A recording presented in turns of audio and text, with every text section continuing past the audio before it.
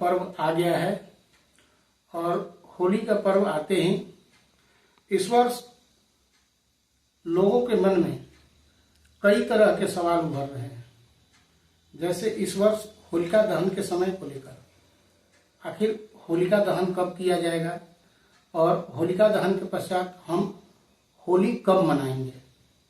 इन्हीं सब विषयों को लेकर हमारे पूरे कांडी प्रखंड क्षेत्र में कर्मकांड तथा अन्य शास्त्रों के जानकार आज हमारे साथ पंडित बालेश्वर मिश्र के साथ एक खास बातचीत होगी, जिसमें हम लोगों की क्या हमारे भी मन में जो समस्या है कि आखिर हम होलिका दहन कब करें, होली कब मनाएं, इन्हीं सब प्रश्नों का उत्तर जानने की कोशिश करेंगे। नमस्कार, आप देख रहे हैं न्यूज अवेयर। मैं हूं अरुण चौबे। हमारे इस चैनल में बाबा आपका बहुत बहुत स्वागत है। इस वर्ष का जो होली को लेकर समय बीत रहा है, अभी आने वाला है, तो इस वर्ष होलिका दहन के समय को लेकर लोगों में काफी चर्चा और भ्रम की स्थिति बनी हुई है कि आखिर होलिका दहन कब होगा। तो शास्त्र के अनुसार होलिका दहन का वास्तविक एवं शुभ समय क्या है? देखिए, ऐसे इस समय जो मतैक्यता मिल रही है, मतों में विभिन्न विचार आ रहे हैं, इसका मुख्य कारण है कि विद्वत परिषद में कोई एकता नहीं रही। अभी ऋषिकेश पंचांग जो बिहार, उत्तर प्रदेश, मध्य प्रदेश, बंबई के लिए सर्वमान्य है, जो हरिहर कृपाल उपाध्याय के प्रकाशन से निर्गत होता है। जैसा कि अभी रामभद्र उपाध्याय, विशाल उपाध्याय, शिवमूर्ति उपाध्याय, ये उपाध्यायों की जो व्यवस्था बन रही है, सब में कुछ अलग निर्णय दे दिया गया। महावीर पंचांग जो बतलाता है कि भद्रा पुक्ष में होलिका दहन होना चाहिए, तो पुक्ष का जहां तक विचार है 5:00 से आपका भद्रा लग गया और 4:56 तक ब्रह्म मुहूर्त तक चलेगा। ऐसी स्थिति में यह विचार करना होता है कि भद्रा पुक्ष क्या है, मुख क्या है। तो 12:50 के अंदर जो बतलाया गया महावीर पंचांग का निर्देश है कि होलिका दहन होना चाहिए, ऐसा समय निकाला गया है। किसी के मत की बात है, किसी एक व्यक्ति के मत से बात बतलाई गई। लेकिन दूसरे पंचांग में यह बात बतलाई गई कि 12:50 से लेकर 2:02 तक होना चाहिए। यह जो है शिवमूर्ति उपाध्याय के पंचांग से निर्गत हो रहा है।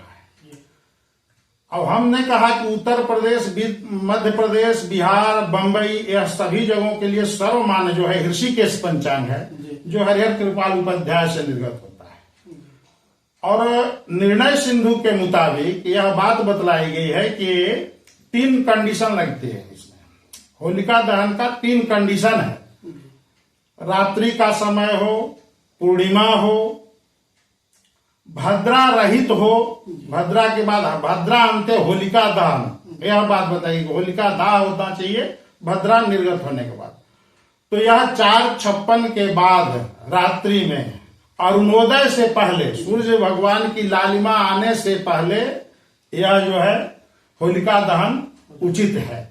अन्यथा शास्त्रों में निर्णय सिंधु कहता है कि यदि भद्रा के अंतर्गत होलिका दहन की जाए तो राष्ट्र जलता है, देश जलता है, गांव जलता है, समूह जलता है।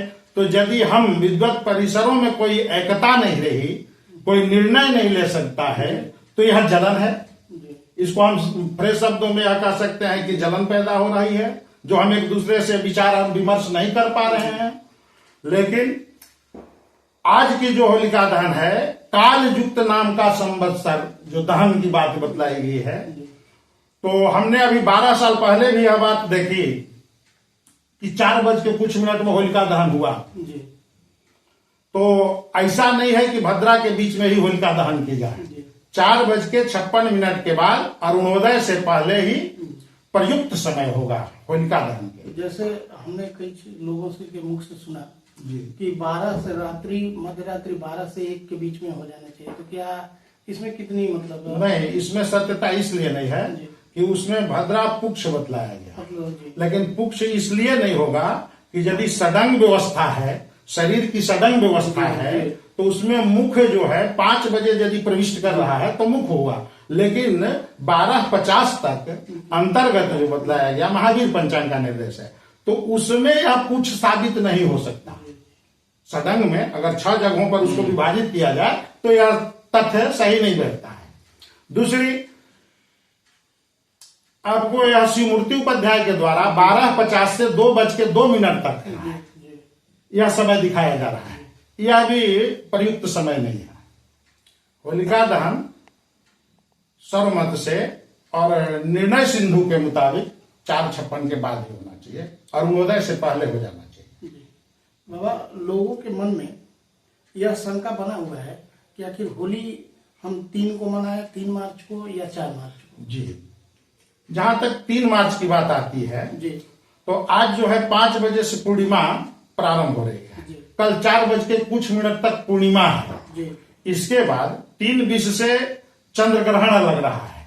भारतवर्ष में हमारे के यहाँ 5 बजे से ग्रहण का मुहूर्त है, 5:20 से जी। जो 6:45 तक आपका ग्रहण है, 6:45 बजे तक।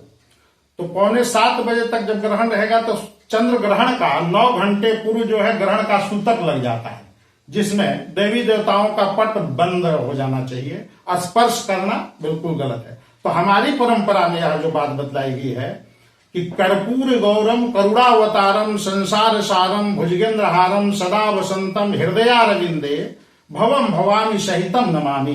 तो बाबा भोलेनाथ, हम लोग काशी की नगरी से बिलोंग करते हैं, और बाबा भोलेनाथ जहां विराजमान हो और उनके घर में सदैव वसंत मनता हो, तो हमारे के यहाँ यह 6 ऋतुओं में मात्र 2 महीना वसंत की उपलब्धि है, जिसमें ऋतुओं का राजा कहा जाता है, वसंत को ऋतुओं का राजा, और देवताओं के देव महादेव बतलाए गए हैं, जिनके घर में सदैव वसंत मन रहा है। तो हम लोगों को जब वसंत मनाना हो तो यह ग्रहण के सूतक काल में 6 बजे प्रातः से ही सूतक काल स्पर्श हो जाता है। तो ऐसे समय में किसी देवी देवताओं का वाहन पूजन, या जब तक हमारे सनातन धर्म में यह व्यवस्था है कि देवताओं को जब तक अबीर गुलाल रोली न चढ़ाई जाए तो किसी लोगों के माथे पर स्पर्श नहीं किया जाता। तो यह व्यवस्था हमारी गलत हो रही है। इसलिए पूर्णिमा 4 बज के कुछ मिनट तक और ग्रहण जो है 6:47 तक। तो ऐसी अवस्था में ग्रहण के सूतक काल को देख करके और पूर्णिमा रहते यह जो है 3 तारीख को होली मनाना गलत साबित हो जाए। मतलब हम 4 को होली, जी, इसलिए 4 को ही प्रशस्त जो है होली मनाने की व्यवस्था है। अभी आपने बाबा चंद्र ग्रहण का कहा जी, तो आखिर लोगों को मतलब ये कैसे चले, मतलब ये बताने की कृपा करें कि जो सूतक काल का समय है वह कब से प्रारंभ हो रहा है और उसकी समाप्ति का समय क्या है, वो कब तक चलेगा? सूतक सूतक जो है चंद्र ग्रहण जैसे ही समाप्ति होता है सूतक भी समाप्त हो जाता है, लेकिन ग्रहण के 9 घंटे पूर्व, चंद्र ग्रहण के 9 घंटे पूर्व, सूर्य ग्रहण में 12 घंटे पूर्व नहीं। तो यह जो बात बतलाई गई है कि 3:20 से जो ग्रहण लग रहा है तो 6:20 प्रातः से ही सूतक ग्रहण का प्रारंभ हो जाता है।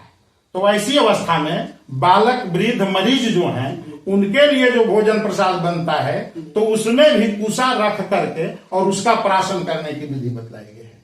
अन्यथा हमको इस अवस्था में भगवत नाम संकीर्तन ही करना चाहिए। तो इस ग्रहण काल के दौरान आखिर आम जनों को क्या करना चाहिए और किन कार्यों को से परहेज करना चाहिए? देखिए, संसारिकता है, इसमें बहुत कुछ कार्य हैं जिसमें कि गृहस्थ व्यक्ति तो ऐसा नहीं कर सकता, लेकिन जो व्यक्ति केवल अपने ही व्यवस्था में सीमित है उसके लिए प्रशस्त समय है। तो जैसे बतलाया गया कि मान सहित विष खाई के शंभु भये जगदीश, बिना मान अमृत पियो राहु कटाए शीश। नहीं, यह एक परंपरा है। हम लोग यह बात जानते हैं कि सूर्य चंद्रमा पृथ्वी जब एक सिद्ध में आ जाते हैं तो ग्रहण की बात आती है, और यह एक परंपरा है कि राहु के द्वारा ग्रसित होते हैं।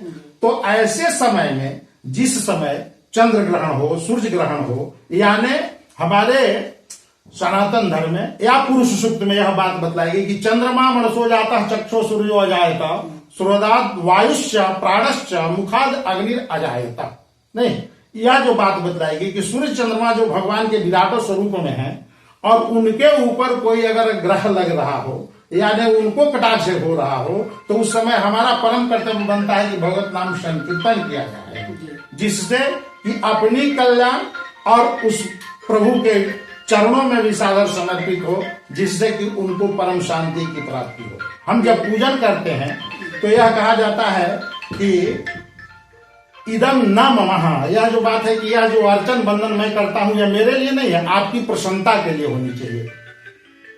हम अब चूंकि होली के विषय पर हम लोग चर्चा कर रहे हैं जी, तो अब ये ग्रहण काल पे ज्यादा चर्चा न खींचते हुए हम पुनः होली के ही विषय पर आते हैं। जी।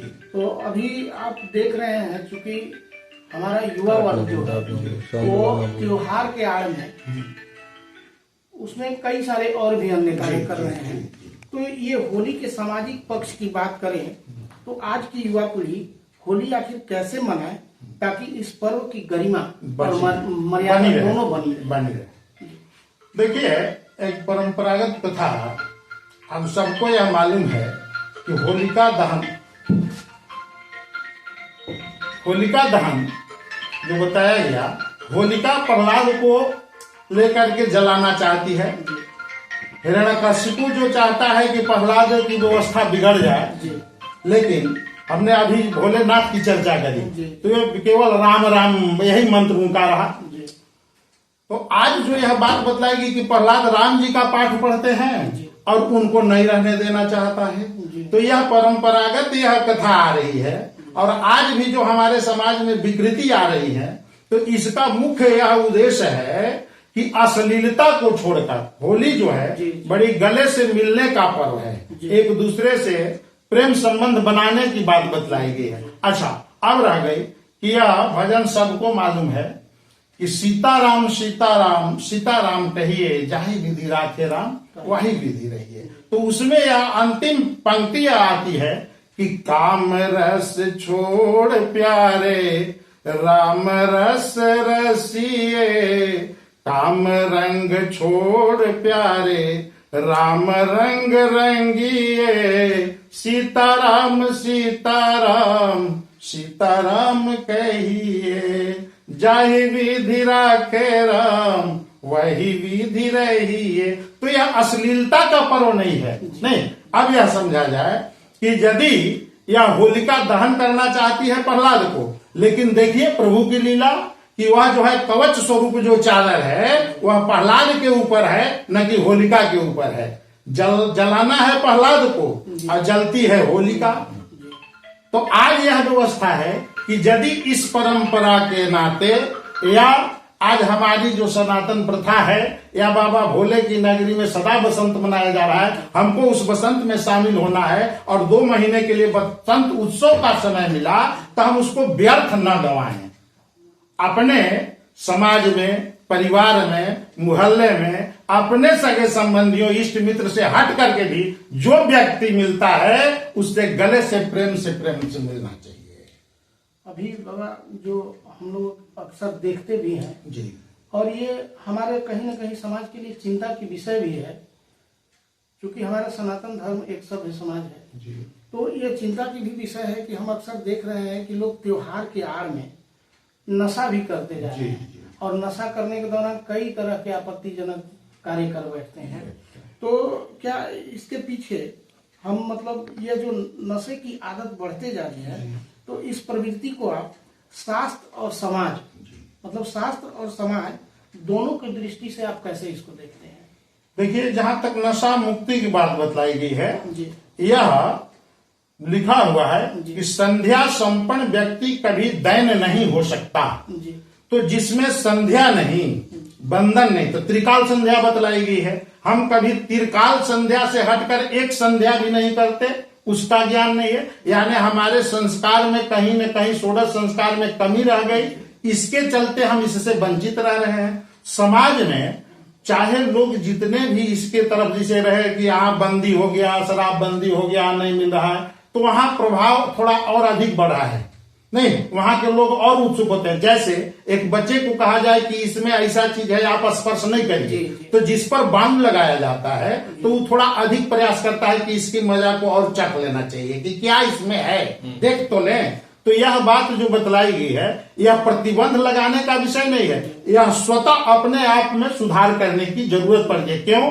तो यह बात बतलाई गई। देखिए, एक स्वस्थ शब्द है, स्व आस्था। स्व मतलब अपना, आस्था धातु से होता है, आस्था मतलब ठहरना। तो स्व आस्था अपने आप में ठहर जाना, रुक जाना, अपने आप को स्टैंड कर जाना। तो यह हम लोग कहीं ना कहीं आपे से बाहर चल रहे हैं, जिसको यह पता नहीं कि हम जिस जन्म में, जिस कर्म में, जिस स्थान में हमारी यह व्यवस्था मिली है, उसको न संभाल करके, यानी अपने यह सनातन परंपरा को लेकर के यदि अपने जन्म में, अपने धर्म में, अपने कर्म में उसकी विश्वास नहीं रही, आस्था नहीं रही, तो फिर इस जीवन का कोई मूल्य नहीं रह जाता है। तो ऐसी स्थिति में हमें यह होना होगा कि स्वस्थ होना जरूरी है, अपने आप में स्व आस्था स्वस्थ।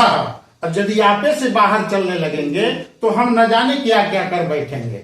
इसलिए सबसे पहले तो स्वतः सुधारने की बात की जाएगी। बाबा, अभी तक के आपने इतना जीवन में कई दौर देखे होंगे जी। हम बात करें जब आप युवा थे जी, उस समय की होली और आज की होली में, हाँ। आप इसको कितना अंतर देख रहे हैं? देखिए, हम लोग अपने हिसाब से, अभी हमारे भैया भी बैठे हैं जी। तो हम लोग जब मिले तो बड़ा और छोटा का भेद छोड़ करके गले से मिलते थे। जैसे यह बात हमारे परंपरा में है कि दंडवत करना, प्रणाम करना, साष्टांग करना, यह परंपरा मिली है। लेकिन इसके बावजूद भी भैया किसी दिन बोले कि भाई आज क्या दंडवत करना, आज गले से मिलना है। तो हम लोग उस दिन यह बात होता था कि अगर बहुत व्यवस्था संभाल करके भी चलते थे तो एक दूसरे को ओत प्रोत करने में कहीं कोई कोताही नहीं होती थी और बहुत वह प्रेम और सद्भाव की बात होती थी। आज जो व्यवस्था है, तुरंत जहां एकत्रित होते हैं एक जगह, जहां इकट्ठा हुए तो तुरंत बैर भाव की बात आती है। और बाबा, एक अभी के युवा क्या करते हैं कि होली के ही दौरान कपड़े फाड़ देते हैं एक दूसरे के, तो इसको मतलब हाँ, एक अभी आपने कहा, कल हम वही एक जगह बैठे थे तो एक व्यक्ति बोले कि भैया वो ससुराल जा रहा है, उसका कपड़ा फाड़ दीजिएगा तो होली मन जाएगी। तो यह बात समझिए कि यह बात जो बतलाई गई कि हमारे वृंदावन में लठमार होली होती, ठीक है, जिसमें बताया गया कि आज वृंदावन में होली रे रसिया नहीं। अब यहाँ जो व्यवस्था है हमारे के यहाँ, तो यह कपड़ा फाड़ देने का, धूल झोंक देने का या गंदा कोई ला करके उसके ऊपर देना नहीं, रंग अबीर, यह जो बात बतलाई गई है, तो इसमें यह परंपरा रही थी कि यह प्रेम बढ़ाने के लिए न कि घटाने के लिए। तो कपड़ा फाड़ देना अपनी व्यवस्था में जब वो चल रहा है